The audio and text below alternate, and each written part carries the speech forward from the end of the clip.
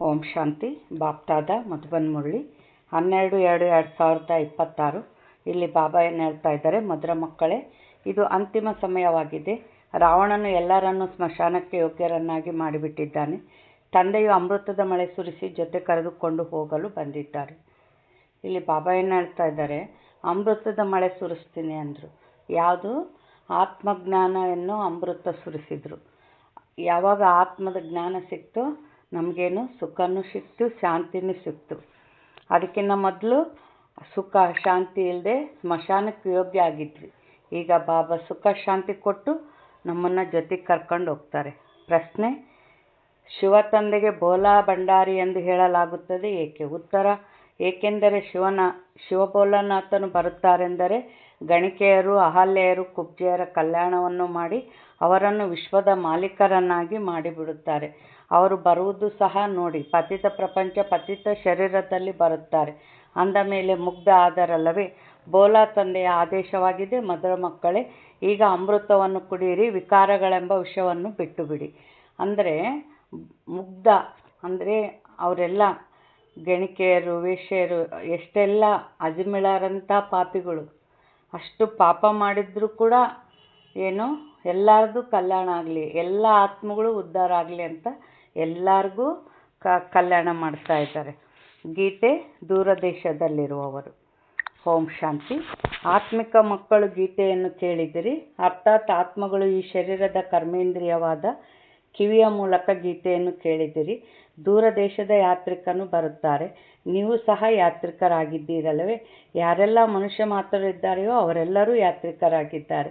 ಆತ್ಮಗಳಲ್ಲಿ ಇಲ್ಲಿ ಯಾವುದೇ ಮನೆ ಇಲ್ಲ. ಆತ್ಮವು ನಿರಾಕಾರಿಯಾಗಿದೆ. ನಿರಾಕಾರಿ ಪ್ರಪಂಚದಲ್ಲಿರುವವರು ನಿರಾಕಾರಿ ಆತ್ಮಗಳಾಗಿದ್ದೀರಿ.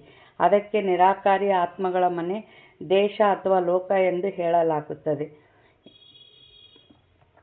ಈ ಸಾಕಾರ ಪ್ರಪಂಚಕ್ಕೆ ಜೀವಾತ್ಮರ ದೇಶವೆಂದು ಹೇಳಲಾಗುತ್ತದೆ. ಅದು ಆತ್ಮಗಳ ದೇಶವಾಗಿದೆ. ನಂತರ ಆತ್ಮಗಳು ಇಲ್ಲಿ ಬಂದು ಶರೀರದಲ್ಲಿ ಪ್ರವೇಶ ಮಾಡುವುದರಿಂದ ನಿರಾಕಾರಿಯಿಂದ ಸಾಕಾರಿಯಾಗಿ ಬಿಡುತ್ತೀರಿ.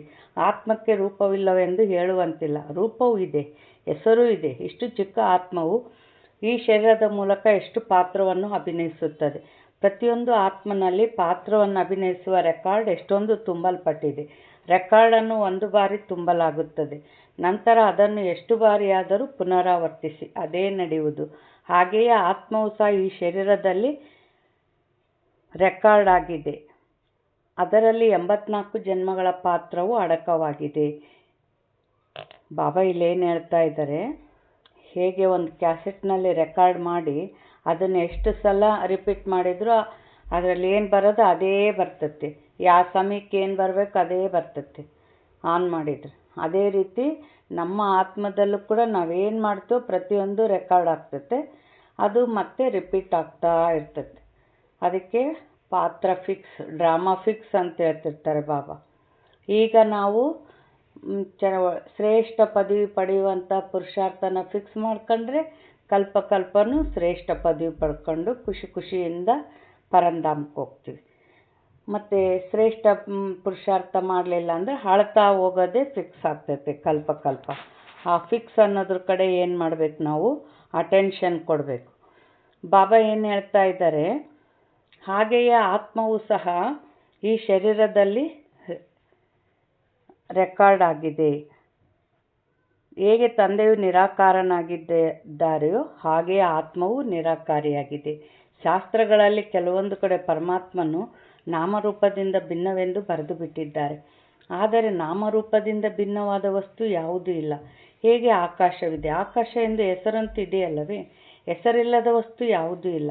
ಮನುಷ್ಯರು ಪರಮಪಿತ ಪರಮಾತ್ಮ ಎಂದು ಹೇಳುತ್ತಾರೆ. ಈಗ ದೂರ ದೇಶದಲ್ಲಂತೂ ಎಲ್ಲ ಆತ್ಮರು ಇರುತ್ತಾರೆ. ಇದು ಸಾಕಾರ ದೇಶವಾಗಿದೆ. ಇದರಲ್ಲಿಯೂ ಇಬ್ಬರ ರಾಜ್ಯವು ನಡೆಯುತ್ತದೆ, ರಾಮರಾಜ್ಯ ಮತ್ತು ರಾವಣ ರಾಜ್ಯ. ಅರ್ಧ ಕಲ್ಪ ರಾಮರಾಜ್ಯ, ಅರ್ಧ ಕಲ್ಪ ರಾವಣ ರಾಜ್ಯ. ತಂದೆಯು ಎಂದಿಗೂ ಮಕ್ಕಳಿಗಾಗಿ ದುಃಖದ ರಾಜ್ಯವನ್ನು ರಚಿಸುವುದಿಲ್ಲ. ಈಶ್ವರನೇ ಸುಖ ದುಃಖವನ್ನು ಕೊಡುತ್ತಾರೆಂದು ಮನುಷ್ಯರು ಹೇಳುತ್ತಾರೆ. ಆದರೆ ನಾನೆಂದೂ ಮಕ್ಕಳಿಗೆ ದುಃಖ ಕೊಡುವುದಿಲ್ಲ. ನನ್ನ ಹೆಸರೇ ಆಗಿದೆ ದುಃಖಹರ್ತ, ಸುಖಕರ್ತ. ಬಾಬಾ ಏನು ಹೇಳ್ತಾ ಇದ್ದಾರೆ, ನಮಗೇನು ಸುಖದ ಜೀವನನೇ ಮಾಡಿಕೊಡ್ತಾರೆ ಬಾಬಾ, ಅಂಥ ಜಗತ್ತೇ ಮಾಡಿಕೊಡ್ತಾರೆ. ಮತ್ತು ನಮಗೆ ಸುಖಕ್ಕೆ ಜೀವನ ಮಾಡೋಕ್ಕೆ ಏನು ಬೇಕೋ ಎಲ್ಲ ತುಂಬಿನೇ ಕಳಿಸ್ತಾರೆ. ಆದರೆ ನಾವು ಏನು ಪಾತ್ರ ಮಾಡ್ದಂಗಲ್ಲ. ಮತ್ತು ನಮ್ಮಲ್ಲಿ ಧರ್ಮದಲ್ಲಿ ನಡೆಯುವ ಶಕ್ತಿ ಕಮ್ಮಿ ಆದಾಗ ನಾವು ವಿಕರ್ಮ ಮಾಡಿ ನಾವು ದುಃಖದ ಜೀವನ ಮಾಡುತ್ತೀವಿ. ನಾವು ತಂದ್ಕೊಂತೀವಿ ದುಃಖನ ನಮ್ಮ ಕೆಟ್ಟ ಗುಣಗಳಿಂದ. ಆದರೆ ಬಾಬಾ ಯಾವತ್ತೂ ಯಾರಿಗೂ ದುಃಖ ಕೊಡಲ್ಲ. ನಮ್ಮ ಕರ್ಮದಿಂದನೇ ದುಃಖ ಆಗೋದು. ಅವರೇನು ದುಃಖಾರ್ಥ ಸುಖಕರ್ತ. ಇದು ಈಶ್ವರನೆಂದು ದುಃಖ ಕೊಡುವುದಿಲ್ಲ. ಇದು ಮನುಷ್ಯರ ತಪ್ಪಾಗಿದೆ. ಈ ಸಮಯದಲ್ಲಿರುವುದೇ ದುಃಖಧಾಮ. ರಾವಣ ರಾಜ್ಯದಲ್ಲಿ ಅರ್ಧ ಕಲ್ಪ ದುಃಖವೇ ದುಃಖ ಸಿಗುತ್ತದೆ. ಸುಖದ ಅಂಚಲಿಯೂ ಇರುವುದಿಲ್ಲ. ಮತ್ತು ಸುಖಧಾಮದಲ್ಲಿ ದುಃಖವಿರುವುದೇ ಇಲ್ಲ. ತಂದೆಯು ಸ್ವರ್ಗದ ರಚನೆಯನ್ನು ರಚಿಸುತ್ತಾರೆ. ನೀವೀಗ ಸಂಗಮದಲ್ಲಿದ್ದೀರಿ. ಇದಕ್ಕೆ ಯಾರೂ ಹೊಸ ಪ್ರಪಂಚವೆಂದು ಹೇಳುವುದಿಲ್ಲ. ಹೊಸ ಪ್ರಪಂಚದ ಹೆಸರೇ ಆಗಿದೆ ಸತ್ಯಯುಗ. ಅದೇ ನಂತರ ಹಳೆಯದಾಗುತ್ತದೆ. ಆದ್ದರಿಂದ ಇದಕ್ಕೆ ಕಲಿಯುಗವೆಂದು ಹೇಳಲಾಗುತ್ತದೆ. ಹೊಸ ವಸ್ತು ಚೆನ್ನಾಗಿರುತ್ತದೆ ಮತ್ತು ಹಳೆಯ ವಸ್ತು ಬಹಳ ಕೆಟ್ಟದಾಗಿ ಕಾಣಿಸುತ್ತದೆ. ಆದ್ದರಿಂದ ಹಳೆಯ ವಸ್ತುವನ್ನು ಸಮಾಪ್ತಿ ಮಾಡಲಾಗುತ್ತದೆ. ಮನುಷ್ಯರು ವಿಷಕ್ಕೆ ಸುಖವೆಂದು ತಿಳಿಯುತ್ತಾರೆ. ಅಮೃತವನ್ನು ಬಿಟ್ಟು ವಿಷವನ್ನೇಕೆ ಕುಡಿಯುವಿರಿ ಎಂದು ಗಾಯನವಿದೆ. ಮತ್ತು ನಿಮ್ಮ ಏರುವ ಕಲೆಯಿಂದ ಸರ್ವರ ಉದ್ಧಾರವೆಂದು ಹೇಳುತ್ತಾರೆ. ತಾವು ಬಂದು ಏನನ್ನು ಮಾಡುತ್ತೀರೋ ಅದರಿಂದ ಎಲ್ಲರ ಕಲ್ಯಾಣವೇ ಆಗುವುದು. ಇಲ್ಲದಿದ್ದರೆ ರಾವಣ ರಾಜ್ಯದಲ್ಲಿ ಮನುಷ್ಯರು ಕೆಟ್ಟ ಕೆಲಸಗಳನ್ನೇ ಮಾಡುತ್ತಾರೆ. ಇದಂತೂ ಮಕ್ಕಳಿಗೆ ಅರ್ಥವಾಗಿದೆ. ಗುರುನಾನಕರಿಗೆ 500 ವರ್ಷಗಳಾಯಿತು. ಅವರು ಪುನಃ ಯಾವಾಗ ಬರುತ್ತಾರೆ? ಅವರ ಆತ್ಮವು ಜ್ಯೋತಿಯಲ್ಲಿ ಲೀನವಾಯಿತು ಎಂದು ಹೇಳುತ್ತಾರೆ. ಮತ್ತೆ ಹೇಗೆ ಬರುವರು ಎಂದು ಹೇಳುತ್ತಾರೆ. ಆದರೆ ನೀವು ಹೇಳುತ್ತೀರಿ, ಇಂದಿಗೆ 4500 ವರ್ಷಗಳ ನಂತರ ಪುನಃ ಗುರುನಾನಕರು ಬರುತ್ತಾರೆ. ನಿಮ್ಮ ಬುದ್ಧಿಯಲ್ಲಿ ಇಡೀ ವಿಶ್ವದ ಚರಿತ್ರೆ ಭೂಗೋಳವು ಸುತ್ತುತ್ತಿರುತ್ತದೆ. ಈ ಸಮಯದಲ್ಲಿ ಎಲ್ಲರೂ ತಮೋಪ್ರಧಾನರಾಗಿದ್ದಾರೆ. ಇದಕ್ಕೆ ಅಂತಿಮ ಸಮಯ ಎಂದು ಹೇಳಲಾಗುತ್ತದೆ. ಅಂದ್ರೇನು? ಯಾವ ಸಮಯದಲ್ಲಿ ಗುರುನಾನಕ್ ಜನ್ಮ ತಗೊಂಡಿದ್ರು ಮತ್ತೆ ಒಂದು ಸುತ್ತು ಹಾಕಿ ಮತ್ತೆ ಇದು ಕಲ್ಪ ಈ ಸೃಷ್ಟಿ ಚಕ್ರ ಮತ್ತೆ ಒಂದು ಸುತ್ತ ಹಾಕಿ ಬಂತು ಅಂದರೆ ಮತ್ತೆ 4500 ವರ್ಷ ಆದಮೇಲೆ ಮತ್ತೆ ಅವರು ಜನ್ಮ ತಗೊತಾರೆ. ಇದು ಈ ಜ್ಞಾನ ಬಾಬಾ ಮಾತ್ರ ತಿಳಿಸೋದು ನಮಗೆ. ಬಾಬಾ ಏನು ಹೇಳ್ತಾ ಇದ್ದಾರೆ, ಎಲ್ಲ ಮನುಷ್ಯರು ಹೇಗೆ ಸತ್ತು ಹೋಗಿದ್ದಾರೆ, ಎಲ್ಲರ ಜ್ಯೋತಿಯು ನಂದಿ ಹೋಗಿದೆ. ತಂದೆಯು ಎಲ್ಲರನ್ನೂ ಪುನಃ ಜಾಗೃತ ಮಾಡಲು ಬರುತ್ತಾರೆ.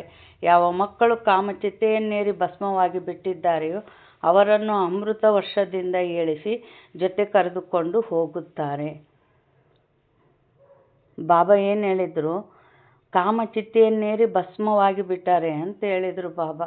ಯಾಕೆ ಅಂದರೆ ನೋಡಿರಿ, ಈಗ 100 ವರ್ಷದ ಕೆಳಗೆ 200 ವರ್ಷದ ಕೆಳಗೆ ಎಷ್ಟೆಲ್ಲ ಧರ್ಮ, ದೊಡ್ಡವರು ಸಣ್ಣವರನ್ನು ಭಯ ಭಕ್ತಿ ಧರ್ಮದಲ್ಲಿ ನಡೀತಿದ್ರಲ್ಲ. ಇವಾಗ ವಿಕಾರ ಹೆಚ್ಚಾಗಿ ಎಷ್ಟು ಪಾಪಾತ್ಮರು, ಎಷ್ಟು ಕಲ್ಲು ಬುದ್ಧಿಯವರಾಗ್ಬಿಟ್ಟಿದ್ದಾರೆ ಅಂದರೆ ಇವತ್ತು ವಯಸ್ಸಾದವ್ರಿಗೆ ಎಷ್ಟೆಲ್ಲ ದುಃಖ ಕೊಡ್ತಾ ಇದ್ದಾರೆ. ಸಾಕಿ ಬೆಳೆಸಿದ ತಂದೆ ತಾಯಿಗಳಿಗೆ ಸ್ವಲ್ಪ ಮನೆಯಲ್ಲಿಟ್ಕೊಂಡು ಊಟಕ್ಕಾಗ್ತಾ ಇಲ್ಲ, ತಂದೆ ತಾಯಿನ ಕೊಲ್ಲಕ್ಕೂ ಏಸ್ತಾ ಇಲ್ಲ, ಅಷ್ಟು ಪಾಪಾತ್ಮರಾಗ್ಬಿಟ್ಟಾರೆ. ಅದಕ್ಕೆಲ್ಲ ಕಾರಣ ಏನು? ಎಷ್ಟೆಷ್ಟು ನಾವು ವಿಕಾರಗಳಲ್ಲಿ ಹೋಗ್ತೀವೋ ಅಷ್ಟಷ್ಟು ಬುದ್ಧಿ ಕಲ್ಲಾಗ್ತಾ ಹೋಗ್ತೈತೆ. ಅದಕ್ಕೆ ಭಸ್ಮವಾಗಿಬಿಟ್ಟಾರೆ ಅಂತ ಹೇಳ್ತಾರೆ ಬಾಬಾ. ಮಾಯಾ ರಾವಣನ ಕಾಮಚಿತೆಯ ಮೇಲೆ ಕುಳ್ಳರಿಸಿ ಸ್ಮಶಾನಕ್ಕೆ ಯೋಗ್ಯರನ್ನಾಗಿ ಮಾಡಿಬಿಟ್ಟಿದ್ದಾರೆ. ಎಲ್ಲರೂ ಈಗ ಮಲಗಿಬಿಟ್ಟಿದ್ದಾರೆ. ಈಗ ತಂದೆಯು ಜ್ಞಾನಾಮೃತವನ್ನು ಕುಡಿಸುತ್ತಾರೆ. ಈ ಜ್ಞಾನಾಮೃತವೆಲ್ಲಿ? ಆ ನೀರಲ್ಲಿ. ಸಿಖ್ಖರು ವಿಶೇಷ ದಿನದಂದು ಬಹಳ ವಿಜೃಂಭಣೆಯಿಂದ ಸರೋವರವನ್ನು ಸ್ವಚ್ಛ ಮಾಡುತ್ತಾರೆ, ಮಣ್ಣನ್ನು ತೆಗೆಯುತ್ತಾರೆ. ಆದ್ದರಿಂದ ಅಮೃತ ಸರ ಅರ್ಥಾತ್ ಅಮೃತದ ಸರೋವರ ಎಂದು ಹೆಸರನ್ನಿಟ್ಟಿದ್ದಾರೆ. ಗುರುನಾನಕರು ಸಹ ತಂದೆಯ ಮಹಿಮೆ ಮಾಡಿದ್ದಾರೆ. ಸ್ವಯಂ ಅವರೇ ಹೇಳುತ್ತಾರೆ, ಏಕ್ ಓಂಕಾರ್ ಸತ್ನಾಮ್. ಅವರು ಸದಾ ಸತ್ಯವನ್ನು ಹೇಳುವವರಾಗಿದ್ದಾರೆ. ಸತ್ಯನಾರಾಯಣನ ಕಥೆ ಇದೆಯಲ್ಲವೇ? ಮನುಷ್ಯರು ಭಕ್ತಿ ಮಾರ್ಗದಲ್ಲಿ ಎಷ್ಟು ಕಥೆಗಳನ್ನು ಕೇಳುತ್ತಾ ಬಂದಿದ್ದಾರೆ. ಅಮರ ಕಥೆ, 3ನೇ ನೇತ್ರದ ಕಥೆ, ಶಂಕರನು ಪಾರ್ವತಿಗೆ ಕಥೆಯನ್ನು ತಿಳಿಸಿದರೆಂದು ಹೇಳುತ್ತಾರೆ. ಶಂಕರನು ಸೂಕ್ಷ್ಮವತನದಲ್ಲಿರುವವರು ಮತ್ತೆ ಯಾವ ಕಥೆಯನ್ನು ತಿಳಿಸಿದರು? ಇವೆಲ್ಲ ಮಾತುಗಳನ್ನು ತಂದೆಯು ತಿಳಿಸುತ್ತಾರೆ. ವಾಸ್ತವದಲ್ಲಿ ನಿಮಗೆ ಅಮರ ಕಥೆಯನ್ನು ತಿಳಿಸಿ ಅಮರ ಲೋಕದಲ್ಲಿ ಕರೆದುಕೊಂಡು ಹೋಗಲು ನಾನು ಬಂದಿದ್ದೇನೆ. ಅಂದರೆ ಅಮರ ಕಥೆ ಅಂದರೆ ಮರಣನೇ ಇಲ್ಲ ಅಂತ. ಮರಣ ಗೆದ್ದಿರೋದು ಶಿವಬಾಬಾ ಒಂದೇ. ಎಲ್ಲರೂ ಜನ್ಮ ಮರಣದಲ್ಲಿ ಬರ್ತೀವಿ. ಬಟ್ ಅಮರ ಕಥೆ ಅಂದ್ರೇನು? ಈ ಮರಣದಲ್ಲಿರುವ ದುಃಖದಿಂದ ದೂರ ಆಗ್ತೀವಿ. ಇವಾಗ ನೋಡ್ರಿ, ಸಣ್ಣ ವಯಸ್ಸಿಗೆ ಸಾಯ್ತಾ ಇದ್ದಾರೆ. ಅವ್ರ ಜವಾಬ್ದಾರಿಗಳು ಮುಗಿದಿರಲ್ಲ. ಅವರೆಲ್ಲ ಹೆಂಡ್ರು ಮಕ್ಕಳೆಲ್ಲ ಎಷ್ಟು ದುಃಖ ಪಡ್ತಾರೆ. ಆ ಕಾಯಿಲೆಗಳು, ಹೌದಾ? ಆಮೇಲೆ ಸಂಪೂರ್ಣ ಆಯುಷ್ಯ ಮುಗಿದಿರಲ್ಲ. ಅವು ಸೂಕ್ಷ್ಮ ಶರೀರದಲ್ಲೇ ದುಃಖ ಅನುಭವಿಸ್ತಿರ್ತಾವೆ. ಏನೋ ಎಷ್ಟೆಲ್ಲ ದುಃಖ ಆಯ್ತು ನೋಡ್ರಿ. ಇದು ರೌರವ ನರಕ ಆಗಿಬಿಡತ್ತೆ. ಆದರೆ ಅಲ್ಲಿ ಸಂಪೂರ್ಣ 150 ವರ್ಷ ಆಯುಷು, ಆರೋಗ್ಯದಿಂದನೇ ಇರ್ತಾರೆ. ಸ್ವ ಇಚ್ಛೆಯಿಂದ ಶರೀರ ಬಿಡ್ತಾರೆ. ಆತ್ಮ ಅವಿನಾಶಿ ಅನ್ನೋ ಜ್ಞಾನ ಇರ್ತತೆ. ಅದಕ್ಕೆ ಅದು ಏನು ಅಮರ ಕಥೆ ಅಂದರೆ ಮರಣದಲ್ಲಿನ ದುಃಖ ಇರೋದಿಲ್ಲ. ಬಾಬಾ ಇಲ್ಲೇನು ಹೇಳ್ತಾ ಇದ್ದಾರೆ? ಮೃತ್ಯು ಲೋಕದಿಂದ ಅಮರ ಲೋಕಕ್ಕೆ ಕರೆದುಕೊಂಡು ಹೋಗುತ್ತೇನೆ. ಸೂಕ್ಷ್ಮತನದಲ್ಲಿ ಅವಳಿಗೆ ಪಾರ್ವತಿಗೆ ಅಮರ ಕಥೆಯನ್ನು ತಿಳಿಸಲು ಪಾರ್ವತಿ ಏನು ದೋಷ ಮಾಡಿದಳು? ಶಾಸ್ತ್ರಗಳಲ್ಲಿ ಅನೇಕ ಕಥೆಗಳನ್ನು ಬರೆದು ಬಿಟ್ಟಿದ್ದಾರೆ. ಸತ್ಯನಾರಾಯಣನ ಸತ್ಯಕಥೆಯಂತೂ ಇಲ್ಲ. ನೀವು ಸತ್ಯನಾರಾಯಣನ ಕಥೆಗಳನ್ನು ಕೇಳುತ್ತೀರಿ. ಅಂದ ಮೇಲೆ ಯಾರಾದರೂ ಸತ್ಯನಾರಾಯಣನ ಆಗುತ್ತಾರೆಯೇ? ಇನ್ನೂ ಕೆಳಗಿಳಿಯತೊಡಗುತ್ತಾರೆ. ನೀವೀಗ ತಿಳಿದುಕೊಂಡಿದ್ದೀರಿ, ನಾವು ನರನಿಂದ ನಾರಾಯಣ, ನಾರಿಯಿಂದ ಲಕ್ಷ್ಮಿಯಾಗುತ್ತೇವೆ. ಇದು ಅಮರ ಲೋಕದಲ್ಲಿ ಹೋಗುವುದಕ್ಕಾಗಿ ಸತ್ಯನಾರಾಯಣನ ಕಥೆ 3ನೇ ನೇತ್ರದ ಕಥೆಯಾಗಿದೆ.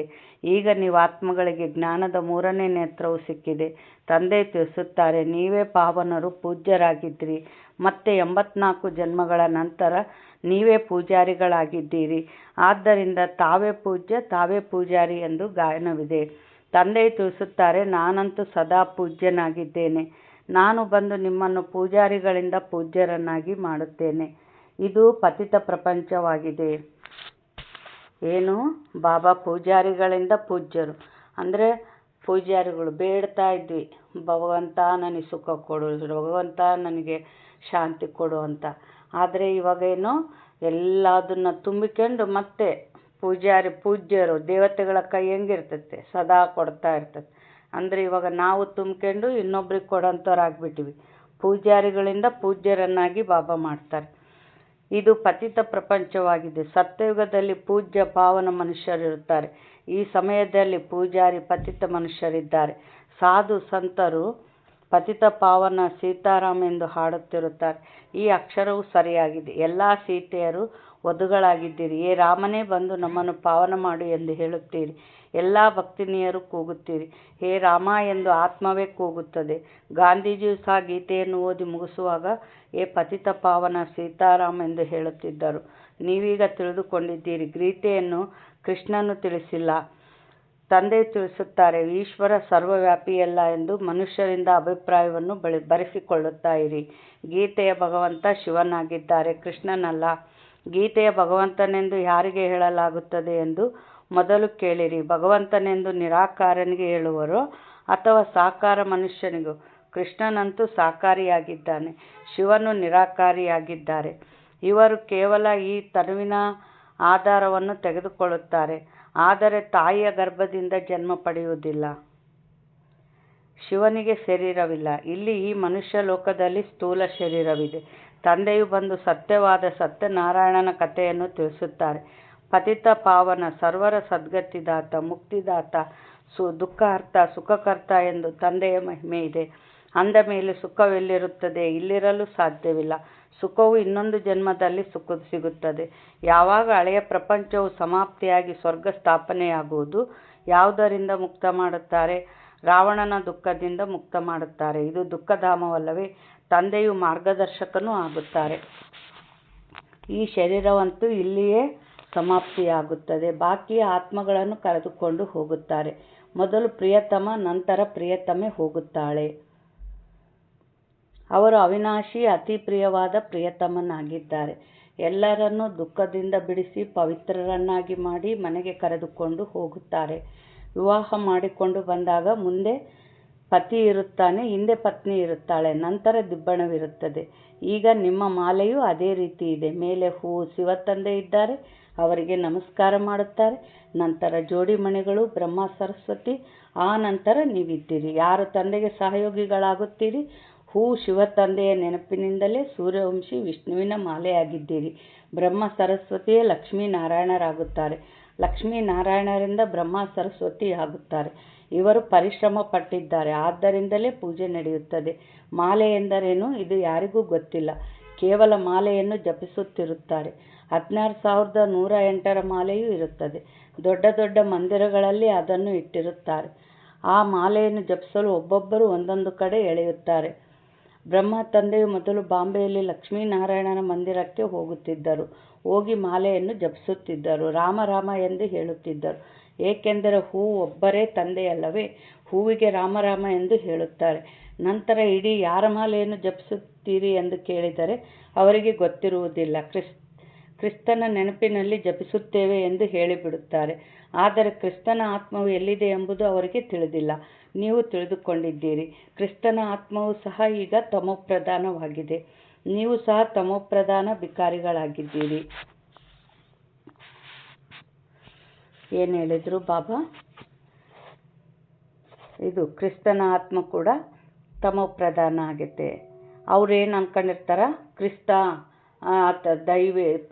ದೈವಿ ಸ್ವರೂಪ, ಆಕಾಶದಲ್ಲಿ ಓಡಾಡ್ತಿರ್ತಾನೆ, ಆತ ನಾವೆಲ್ಲ ಪ್ರೇಯರ್ ಮಾಡ್ದಂಗೆಲ್ಲ ತಥಾಸ್ತು ಅಂತ ವರ ಕೊಡ್ತಿರ್ತಾನೆ, ಈ ಥರ ಎಲ್ಲ ತಿಳ್ಕೊಂಡಿರ್ತಾರೆ. ಆದರೆ ಆ ಥರ ಏನಿಲ್ಲ. ಆ ಶರೀರ ಬಿಡ್ತಾನೆ ಮತ್ತು ಇನ್ನೊಂದು ಶರೀರ ತಗೊಂತಾನೆ. ಈ ಥರ ಜನನ ಮರಣ ಚಕ್ರದಲ್ಲಿ ಬಂದಿದ್ದಾನೆ ಕ್ರಿಸ್ತ. ಆದರೆ ಆ ಕ್ರಿಸ್ತನ ಆತ್ಮ ಕೂಡ ಈಗ ಏನಾಗೈತೆ? ತಮೋಪ್ರಧಾನ ಆಗೈತೆ. ಬಾಬಾ ಏನು ಹೇಳ್ತಾ ಇದ್ದಾರೆ? ನೀವು ಸಹ ತಮೋಪ್ರಧಾನ ಭಿಕಾರಿಗಳಾಗಿದ್ದೀರಿ. ಈಗ ಭಿಕಾರಿಗಳಿಂದ ರಾಜಕುಮಾರರಾಗುತ್ತೀರಿ. ನೋಡ್ರಿ, ಬಾಬಾ ಭಿಕಾರಿಗಳು ಅಂದರು. ಅಂದರೆ ನಾವೇನೇನು ಭಿಕ್ಷೆ ಬಿಡಕತ್ತೀವ? ಯಾಕೆ ಭಿಕಾರಿಗಳಂದರು ಬಾಬಾ? ಅಂದರೆ ಆತ್ಮದ ಸಂಪತ್ತು ಇಲ್ಲೇ ಇಲ್ಲ. ಯಾರಿಗೂ ಶಾಂತಿ ಇಲ್ಲ, ಚಿಂತೆ, ದುಃಖ, ಅಶಾಂತಿ. ಆತ್ಮದ ಸಂಪತ್ತಿಲ್ಲದೆ ಭಿಕಾರಿಗಳಾಗಿದ್ದೀವಿ. ಬಾಬಾ ಏನು ಹೇಳ್ತಾ ಇದ್ದಾರೆ? ಪುನಃ ರಾಜಕುಮಾರರಾಗ್ತೀರಿ. ಈ ರಾಜಕುಮಾರರನ್ನಾಗಿ ಮಾಡುವವರು ತಂದೆಯಾಗಿದ್ದಾರೆ. ನೀವು ಮನುಷ್ಯರಿಂದ ರಾಜಕುಮಾರರಾಗುತ್ತೀರಿ. ಒಂದು ರಾಜಕುಮಾರರ ಕಾಲೇಜು ಸಹ ಇತ್ತು. ಅಲ್ಲಿ ರಾಜಕುಮಾರ ಕುಮಾರಿಯರು ಹೋಗಿ ಓದುತ್ತಿದ್ದರು. ನೀವಿಲ್ಲಿ ಓದಿ 21 ಜನ್ಮಗಳಿಗಾಗಿ ಸ್ವರ್ಗದಲ್ಲಿ ರಾಜಕುಮಾರಿ ಆಗುತ್ತೀರಿ. ಶ್ರೀಕೃಷ್ಣನು ರಾಜಕುಮಾರನಲ್ಲವೇ? ಅವನ 84 ಜನ್ಮಗಳ ಕಥೆಯೂ ಬರೆಯಲ್ಪಟ್ಟಿದೆ. ಇದು ಮನುಷ್ಯರಿಗೇನು ಗೊತ್ತು? ಈ ಮಾತುಗಳನ್ನು ಕೇವಲ ನೀವೇ ತಿಳಿದುಕೊಂಡಿದ್ದೀರಿ. ಭಗವಾನ್ ವಾಚ, ಅವರು ಎಲ್ಲರ ತಂದೆಯಾಗಿದ್ದಾರೆ. ನೀವು ಪರಮಾತ್ಮ ತಂದೆಯಿಂದ ಈಗ ಕೇಳುತ್ತೀರಿ. ಅವರೇ ಸ್ವರ್ಗದ ಸ್ಥಾಪನೆ ಮಾಡುತ್ತಾರೆ. ಅದಕ್ಕೆ ಸತ್ಯಖಂಡವೆಂದು ಹೇಳಲಾಗುವುದು. ಇದು ಅಸತ್ಯಖಂಡವಾಗಿದೆ. ಸತ್ಯಖಂಡವನ್ನು ತಂದೆಯೇ ಸ್ಥಾಪನೆ ಮಾಡುತ್ತಾರೆ. ಅಸತ್ಯಖಂಡವನ್ನು ರಾವಣನು ಸ್ಥಾಪನೆ ಮಾಡುತ್ತಾನೆ. ರಾವಣನ ಪ್ರತಿಮೆ ಮಾಡುತ್ತಾರೆ. ಅರ್ಥವೇನನ್ನೂ ತಿಳಿದುಕೊಂಡಿಲ್ಲ. ಕೊನೆಗೂ ರಾವಣ ಯಾರು, ಯಾರನ್ನು ಸಾಯಿಸುತ್ತಾರೆ, ಮತ್ತೆ ಬದುಕಿ ಬರುತ್ತಾನೆ ಎಂಬುದನ್ನು ಯಾರೂ ತಿಳಿದುಕೊಂಡಿಲ್ಲ. ವಾಸ್ತವದಲ್ಲಿ ಸ್ತ್ರೀಯರಲ್ಲಿರುವ 5 ವಿಕಾರಗಳು, ಪುರುಷನಲ್ಲಿರುವ 5 ವಿಕಾರಗಳಿಗೆ ರಾವಣನೆಂದು ಹೇಳಲಾಗುತ್ತದೆ. ರಾವಣನನ್ನು ಸಾಯಿಸುತ್ತಾರೆ. ಅವನನ್ನು ಸಾಯಿಸಿ ನಂತರ ಚಿನ್ನವನ್ನು ಲೂಟಿ ಮಾಡಿ ಬಿಡುತ್ತಾರೆ. ಬಾಬಾ ಏನು ಹೇಳ್ತಾ ಇದ್ದಾರೆ? ನೀವು ಮಕ್ಕಳು ತಿಳಿದುಕೊಂಡಿದ್ದೀರಿ. ಇದು ಮುಳ್ಳಿನ ಕಾಡಾಗಿದೆ. ಬಾಂಬೆಯಲ್ಲಿ ಬಬುಲ್ನಾಥನ ಮಂದಿರವಿದೆ. ತಂದೆಯು ಬಂದು ಮುಳ್ಳುಗಳನ್ನು ಹೂಗಳನ್ನಾಗಿ ಮಾಡುತ್ತಾರೆ. ಎಲ್ಲರೂ ಒಬ್ಬರು ಇನ್ನೊಬ್ಬರಿಗೆ ಮುಳ್ಳನ್ನೇ ಚುಚ್ಚುತ್ತಾರೆ, ಅರ್ಥಾತ್ ಕಾಮಕಟಾರಿಯನ್ನು ನಡೆಸುತ್ತಾರೆ. ಆದ್ದರಿಂದ ಮುಳ್ಳಿನ ಕಾಡು ಎಂದು ಹೇಳಲಾಗುತ್ತದೆ. ಸತ್ಯಯುಗಕ್ಕೆ ಹೂದೋಟವೆಂದು ಹೇಳಲಾಗುತ್ತದೆ. ಅದೇ ಹೂಗಳು ಮುಳ್ಳುಗಳಾಗುತ್ತಾರೆ, ನಂತರ ಮುಳ್ಳುಗಳಿಂದ ಹೂಗಳಾಗುತ್ತಾರೆ. ನಾವೇನು ಸತ್ಯಯುಗ ತ್ರೇತಾಯುಗದಾಗ ದೈವಿ ಗುಣಗಳುಳ್ಳ ಎಲ್ಲರಿಗೂ ಸುಖ ಕೊಡುವಂಥ ಹೂಗಳಾಗಿದ್ವಿ. ಯಾವಾಗ ದ್ವಾಪರಲಿಂದ ಪಂಚವಿಕಾರವೆಂಬ ಮುಳ್ಳುಗಳು ಬಂದವೋ ಆಗ ಎಲ್ಲರಿಗೆ ಶುರು ಮಾಡಿದ್ವಿ. ಬಾಬಾ ಏನು ಹೇಳ್ತಾ ಇದ್ದಾರೆ? ನೀವೀಗ ಪಂಚವಿಕಾರಗಳ ಮೇಲೆ ಜಯಗಳಿಸುತ್ತೀರಿ. ಈ ರಾವಣ ರಾಜ್ಯದ ವಿನಾಶವಂತೂ ಆಗಲೇಬೇಕಾಗಿದೆ. ಕೊನೆಗೆ ಮಹಾಯುದ್ಧವೂ ಆಗುವುದು. ಸತ್ಯವಾದ ದಸಹರ ಆಗುವುದು. ರಾವಣ ರಾಜ್ಯವೇ ಸಮಾಪ್ತಿಯಾಗುತ್ತದೆ. ನಂತರ ನೀವು ಲಂಕೆಯನ್ನು ಲೂಟಿ ಮಾಡುತ್ತೀರಿ. ನಿಮಗೆ ಚಿನ್ನದ ಮಹಲುಗಳು ಸಿಗುತ್ತವೆ. ನೀವೀಗ ರಾವಣನ ಮೇಲೆ ಜಯಗಳಿಸಿ ಸ್ವರ್ಗದ ಮಾಲೀಕರಾಗುತ್ತೀರಿ. ತಂದೆಯು ಇಡೀ ವಿಶ್ವದ ರಾಜ್ಯಭಾಗ್ಯವನ್ನು ಕೊಡುತ್ತಾರೆ. ಆದ್ದರಿಂದ ಇವರಿಗೆ ಶಿವ ಬೋಲಾ ಭಂಡಾರಿ ಎಂದು ಹೇಳಲಾಗುತ್ತದೆ. ಗಣಿಕೆಯರು, ಅಹಲ್ಯರು, ಕುಬ್ಜೆಯರು ಎಲ್ಲರನ್ನೂ ತಂದೆಯು ವಿಶ್ವದ ಮಾಲೀಕರನ್ನಾಗಿ ಮಾಡುತ್ತಾರೆ. ತಂದೆ ಎಷ್ಟು ಬೋಲಾ ಆಗಿದ್ದಾರೆ. ಪತಿತ ಪ್ರಪಂಚದಲ್ಲಿ ಪತಿತ ಶರೀರದಲ್ಲಿ ಬರುತ್ತಾರೆ. ಬಾಕಿ ಯಾರು ಸ್ವರ್ಗಕ್ಕೆ ಯೋಗ್ಯರಲ್ಲವೋ ಅವರು ವಿಷ ಕುಡಿಯುವುದನ್ನು ಬಿಡುವುದೇ ಇಲ್ಲ. ತಂದೆ ತಿಳಿಸುತ್ತಾರೆ, ಮಕ್ಕಳೇ, ಈ ಅಂತಿಮ ಜನ್ಮದಲ್ಲಿ ಪಾವನರಾಗಿ. ಈ ವಿಕಾರವೇ ನಿಮ್ಮನ್ನು ಆದಿ ಮಧ್ಯ ಅಂತ್ಯ ದುಃಖಿಯನ್ನಾಗಿ ಮಾಡುತ್ತದೆ. ನೀವು ಇನ್ನೊಂದು ಜನ್ಮಕ್ಕಾಗಿ ವಿಷ ಕುಡಿಯುವುದನ್ನು ಬಿಡಲು ಸಾಧ್ಯವಿಲ್ಲವೇ? ಬಾಬಾ ಏನಂತಾರೆ, ನೀವು ಇದೊಂದು ಜನ್ಮಕ್ಕಾಗಿ ವಿಷ ಕುಡಿಯುವುದನ್ನು ಬಿಡಲು ಸಾಧ್ಯವಿಲ್ಲವೇ? ನಾನು ನಿಮಗೆ ಅಮೃತವನ್ನು ಕುಡಿಸಿ ಅಮರರನ್ನಾಗಿ ಮಾಡಲು ಬಂದಿದ್ದೇನೆ. ಆದರೂ ಸಹ ನೀವು ಪವಿತ್ರರಾಗುವುದಿಲ್ಲ. ವಿಷವಿಲ್ಲದೆ, ಸಿಗರೇಟು, ಸಾರಾಯಿ ಇಲ್ಲದೆ ಇರಲು ಸಾಧ್ಯವಿಲ್ಲವೇ? ನಾನು ಬೇಹದ್ದಿನ ತಂದೆ ನಿಮಗೆ ಹೇಳುತ್ತೇನೆ, ಮಕ್ಕಳೇ, ಇದೊಂದು ಜನ್ಮಕ್ಕಾಗಿ ಪಾವನರಾಗಿ. ಬಾಬಾ ಏನು ಮಾಡ್ತಾ ಇದ್ದಾರೆ, ನಮಗೆ ಯಾವ್ಯಾವ ಕೆಟ್ಟ ಸಂಸ್ಕಾರಗಳಿಂದ ದುಃಖ ಪಡೆದಿವೋ ಆ ಎಲ್ಲ ಸಂಸ್ಕಾರಗಳನ್ನ ಈಗ ನಮಗೆ ಬಾಬಾ ಭಸ್ಮ ಮಾಡ್ತಾ ಇದ್ದಾರೆ. ಅದಕ್ಕೆ ಈ ಸಂಗಮ ಯುಗದ ಸಂಸ್ಕಾರ ನಮಗೆ ಜನ್ಮ ಜನ್ಮ ಬರುತ್ತೆ. ಅದಕ್ಕೆ ಇವಾಗ ಏನು ಕೆಟ್ಟ ಸಂಸ್ಕಾರ ಅದವೋ ಎಲ್ಲವನ್ನ ನಾವು ತೆಗಿಬೇಕು. ಬಾಬಾ ಇಲ್ಲಿ ಏನು ಹೇಳ್ತಾ ಇದ್ದಾರೆ, ನಾನು ಬೇಹದ್ದಿನ ತಂದೆ ನಿಮಗೆ ಹೇಳುತ್ತೇನೆ, ಮಕ್ಕಳೇ, ಇದೊಂದು ಜನ್ಮಕ್ಕಾಗಿ ಪಾವನರಾಗಿ. ಆಗ ನಿಮ್ಮನ್ನು ಸ್ವರ್ಗದ ಮಾಲೀಕರನ್ನಾಗಿ ಮಾಡುವೆನು. ಹಳೆಯ ಪ್ರಪಂಚದ ವಿನಾಶ ಮತ್ತು ಹೊಸ ಪ್ರಪಂಚದ ಸ್ಥಾಪನೆ ಮಾಡುವುದು ತಂದೆಯದೇ ಕರ್ತವ್ಯವಾಗಿದೆ. ಈಗ ಇಡೀ ಪ್ರಪಂಚವನ್ನು ದುಃಖದಿಂದ ಬಿಡಿಸಿ ಸುಖಧಾಮ, ಶಾಂತಿಧಾಮಕ್ಕೆ ಕರೆದುಕೊಂಡು ಹೋಗಲು ತಂದೆಯು ಬಂದಿದ್ದಾರೆ. ಈಗ ಎಲ್ಲ ಧರ್ಮಗಳು ವಿನಾಶವಾಗುತ್ತವೆ. ಒಂದು ಆದಿ ಸನಾತನ ದೇವಿ ದೇವತಾ ಧರ್ಮವು ಪುನಃ ಸ್ಥಾಪನೆಯಾಗುತ್ತದೆ. ಗ್ರಂಥದಲ್ಲಿಯೂ ಪರಮಪಿತ ಪರಮಾತ್ಮನಿಗೆ ಅಕಾಲ ಮೂರ್ತಿ ಎಂದು ಹೇಳಲಾಗುತ್ತದೆ. ತಂದೆಯು ಮಹಾಕಾಲ, ಕಾಲರ ಕಾಲನಾಗಿದ್ದಾರೆ. ಆ ಕಾಲನಂತೂ ಒಬ್ಬರು ಮತ್ತು ಇಬ್ಬರನ್ನು ತೆಗೆದುಕೊಂಡು ಹೋಗುತ್ತದೆ. ಆ ಕಾಲವಂತೂ ಯಾವುದು? ಮೃತ್ಯು. ನಾನು ಈ ಎಲ್ಲ ಆತ್ಮರನ್ನು ಕರೆದುಕೊಂಡು ಹೋಗುತ್ತೇನೆ. ಆದ್ದರಿಂದ ನನಗೆ ಮಹಾಕಾಲನೆಂದು ಹೇಳುತ್ತಾರೆ. ತಂದೆಯು ಬಂದು ನೀವು ಮಕ್ಕಳನ್ನು ಎಷ್ಟು ಬುದ್ಧಿವಂತರನ್ನಾಗಿ ಮಾಡುತ್ತಾರೆ. ಒಳ್ಳೆಯದು. ಮಧುರಾತಿ ಮಧುರ ಅಗಲಿ ಹೋಗಿ ಮರಳಿ ಸಿಕ್ಕಿರುವ ಮಕ್ಕಳ ಪ್ರತಿ ಮಾತ್ಪಿತಾ ಬಾಪ್ತಾದರವರ ನೆನಪು, ಪ್ರೀತಿ ಹಾಗೂ ಸುಪ್ರಭಾತ. ಆತ್ಮಿಕ ತಂದೆಯಿಂದ ಆತ್ಮಿಕ ಮಕ್ಕಳಿಗೆ ನಮಸ್ತೆ. ಆತ್ಮಿಕ ಮಕ್ಕಳಿಂದ ಆತ್ಮಿಕ ತಂದೆ ತಾಯಿಗೆ ನೆನಪು, ಪ್ರೀತಿ ಹಾಗೂ ಸುಪ್ರಭಾತ. ನಮಸ್ತೆ ನಮಸ್ತೆ ನಮಸ್ತೆ. ಧಾರಣೆಗಾಗಿ ಮುಖ್ಯ ಸಾರ. ಈ ಅಂತಿಮ ಜನ್ಮದಲ್ಲಿ ವಿಷವನ್ನು ತ್ಯಾಗ ಮಾಡಿ ಅಮೃತವನ್ನು ಕುಡಿಯಬೇಕು ಹಾಗೂ ಕುಡಿಸಬೇಕಾಗಿದೆ. ಪಾವನರಾಗಬೇಕಾಗಿದೆ. ಮುಳ್ಳುಗಳನ್ನು ಹೂಗಳನ್ನಾಗಿ ಮಾಡುವ ಸೇವೆ ಮಾಡಬೇಕಾಗಿದೆ. 2ನೇ ಪಾಯಿಂಟ್, ವಿಷ್ಣುವಿನ ಕೊರಳಿನ ಮಾಲೆಯ ಮಣಿಯಾಗಲು ತಂದೆಯ ನೆನಪಿನಲ್ಲಿ ಇರಬೇಕಾಗಿದೆ. ಏನು ಹೇಳಿದರು ಬಾಬಾ? ವಿಷ್ಣುವಿನ ಕೊರಳಿನ ಮಾಲೆಯ ಮಣಿ ಅಂದ್ರೇನು? ವಿಷ್ಣು ಎಲ್ಲಿರ್ತಾರೆ? ಸತ್ಯಯುಗದಲ್ಲಿ ನಾವು ಜನ್ಮ ತಗೋಬೇಕಂದ್ರೆ ಏನಂತ ಹೇಳಿದರು ಬಾಬಾ? ತಂದೆಯ ನೆನಪಿನಲ್ಲಿರಬೇಕಾಗಿದೆ. ಸಂಪೂರ್ಣ ಸಹಯೋಗಿಗಳಾಗಿ ತಂದೆಯ ಸಮಾನ ದುಃಖಹರ್ತರಾಗಬೇಕಾಗಿದೆ. ಅಂದರೆ ಸತ್ಯಯುಗದಾಗ ಜನ್ಮ ತಗೋಬೇಕಂದ್ರೆ ಎಂಥ ಪುರುಷಾರ್ಥ ಇರಬೇಕಂದ್ರು ಬಾಬಾ? ಸಂಪೂರ್ಣ ಸಹಯೋಗಿಗಳು ಅಂದರೆ ಅಲ್ಲಿ ಬಾಬಾಗ ಸೇವೆ, ಯಜ್ಞದಲ್ಲಿ ಸೇವೆ ಮಾಡಿದಷ್ಟು ಶಕ್ತಿ ತುಂಬುತ್ತೆ ಆತ್ಮದಲ್ಲಿ.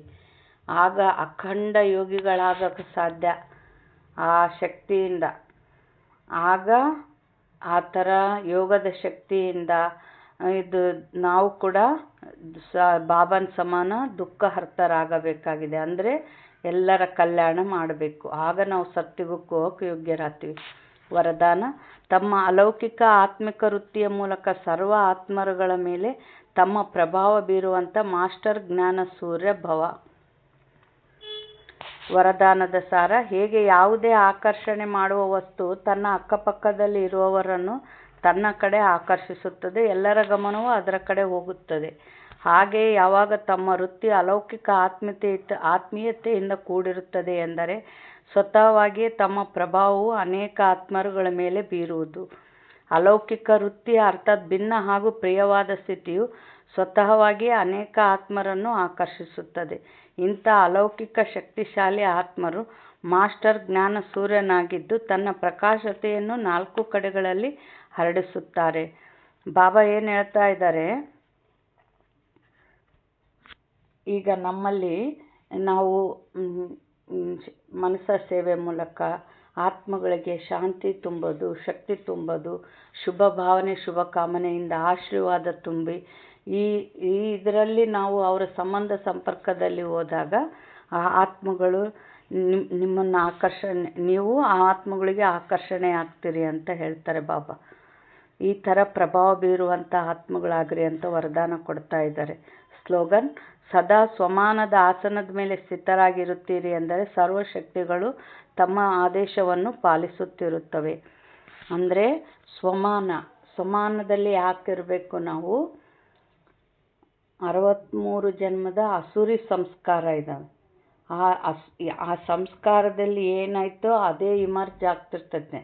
ಆತ್ಮನ ಜೊತೆಗೆ ಬರೋದೇ ನಮ್ಮ ಸಂಸ್ಕಾರ, ಹೌದಾ? ಅದು ಅಸುರಿ ಸಂಸ್ಕಾರ ಇಮರ್ಜ್ ಆಗ್ತಿರ್ತೈತೆ. ಆ ಅಸುರಿ ಸಂಸ್ಕಾರ ಇಮರ್ಜ್ ಆಗಬಾರ್ದು ಅಂದರೆ ಸದಾ ದೈವಿ ಸಂಸ್ಕಾರ ಜೊತೆಗೆ ಇರಬೇಕು. ಅಂದರೆ ಸ್ವಮಾನ. ಆ ಸ್ವಮಾನದಲ್ಲಿ ನಾವಿದ್ದಾಗ ನಾವು ಯಾವ ಸ್ವಮಾನದಲ್ಲಿರ್ತೀವೋ ಆ ಶಕ್ತಿ ಜಾಗೃತ ಆಗ್ತಾ ಇರ್ತೈತೆ. ಇವಾಗ ನೋಡ್ರಿ, ನಾನು ಆತ್ಮ ಶಾಂತ ಸ್ವರೂಪ ಅನ್ನೋದು ಸ್ವಮಾನದಲ್ಲಿದ್ವಿ ಅಂತ ತಿಳ್ಕೊಳ್ರಿ. ಅವತ್ತೆಲ್ಲ ಶಾಂತಿಯ ಶಕ್ತಿ ಇಮರ್ಜ್ ಆಗ್ತಾ ಇರ್ತದೆ ಆತ್ಮದಲ್ಲಿ. ಈ ಥರ ದೈವಿ ಶಕ್ತಿನ ಇಮರ್ಜ್ ಮಾಡ್ಕೋಬೇಕಂದ್ರೆ ಸ್ವಮಾನದಲ್ಲಿರಬೇಕು. ಮತ್ತು ಅವೆಲ್ಲ ಶಕ್ತಿಗಳು ಜಾಗೃತವಾದವು ಅಂದರೆ ನಮ್ಮ ಆದೇಶನ ಪಾಲಿಸ್ತವೆ. ಅವ್ಯಕ್ತ ಸೂಚನೆ: ಜ್ಞಾನಿಯಾಗುವುದರ ಜೊತೆಯಲ್ಲಿ ಸ್ನೇಹಿಯಾಗಿರಿ. ಸ್ವಯಂನ ಸೇವೆ ವಿಶ್ವಸೇವೆಯ ಆಧಾರವಾಗಿದೆ. ಸೇವೆಯಲ್ಲಿ ಕೇವಲ 2 ಶಬ್ದ ನೆನಪಿಟ್ಟುಕೊಳ್ಳಿ: ಒಂದು ನಿಮಿತ್ತನಾಗಿದ್ದೇನೆ, ಇನ್ನೊಂದು ನಿರ್ಮಾಣನಾಗಲೇಬೇಕು. ಇದರಿಂದ ಏಕತೆಯ ವಾತಾವರಣ ತಯಾರಾಗುವುದು, ಒಬ್ಬರಿನ್ನೊಬ್ಬರ ಸಹಯೋಗಿಯಾಗುವುದು, ನನ್ನದು ನಿನ್ನದರ ಗೌರವ ಪ್ರತಿಷ್ಠೆಯ ಘರ್ಷಣೆಯ ಭಾವನೆಗಳೆಲ್ಲವೂ ಸಮಾಪ್ತಿಯಾಗುವುದು. ಬಾಬಾ ಏನು ಹೇಳ್ತಾ ಇದ್ದಾರೆ? ಜ್ಞಾನದ ಜೊತೆ ಸ್ನೇಹಿಯಾಗ್ರಿ ಅಂತಾರೆ ಬಾಬಾ. ಆತ್ಮಗಳು ಪ್ರೀತಿ ಸ್ನೇಹಕ್ಕೆ ಬಾಯಾರಿದ್ದಾವೆ. ಅಲ್ಲಿ ಜ್ಞಾನದ ಜೊತೆಗೆ ಸ್ನೇಹ ಪ್ರೀತಿ ಕೊಡ್ರಿ ಅಂತ ಬಾಬಾ ಹೇಳ್ತಾರೆ. ಆದರೆ ನಮಗೆ ಎಲ್ಲರಿಗೆ ಸ್ನೇಹ ಪ್ರೀತಿ ಕೊಡೋದು ಯಾವಾಗ ಬರ್ತದೆ ಅಂದರೆ ನಿಮಿತ್ತ ಭಾವ. ನಾನಲ್ಲ ಮಾಡೋದೆಲ್ಲ ಬಾಬಾನೇ ಅನ್ನೋ ಒಂದು ಭಾವನೆ ಇರಬೇಕು. ಇನ್ನೊಂದು ನಿರ್ಮಾಣ. ನಾನು ಮಾಡೀನಿ, ನನಗೆ ಅವರು ಮಾನ ಬಯಸಬಾರ್ದು, ನನಗೆ ಅವ್ರು ಗೌರವ ಕೊಡಬೇಕು ಅನ್ನೋದು ಬಯಸಬಾರ್ದು. ಇಲ್ಲಿ ನಾನು ಮಾಡಕ್ಕೆ ಬಂದೀನಿ ಅನ್ನೋ ಭಾವನೆ ಇರಬಾರ್ದು, ನಾನು ಪಡೆಯಕ್ಕೆ ಬಂದೀನಿ ಅನ್ನೋ ಭಾವನೆ ಇರಬೇಕು. ನಾನು ಪಡಿತಾ ಇದ್ದೀನಿ ಅನ್ನೋದಿದ್ದಾಗ ನಮಗೆ ಏನು ಅದು ನಾನು ನಾನು ಅಂಬೋದು ಬರೋದಿಲ್ಲ. ಈ ಥರ ನಿರ್ಮಾಣ ನಿಮಿತ್ತ ಆಗಲೇಬೇಕು. ಆಗ ಏಕತೆಯ ವಾತಾವರಣ ಸೃಷ್ಟಿ ಆಗ್ತದೆ ಅಂತ ಹೇಳ್ತಾರೆ ಬಾಬಾ. ಒಳ್ಳೆಯದು. ಓಂ ಶಾಂತಿ.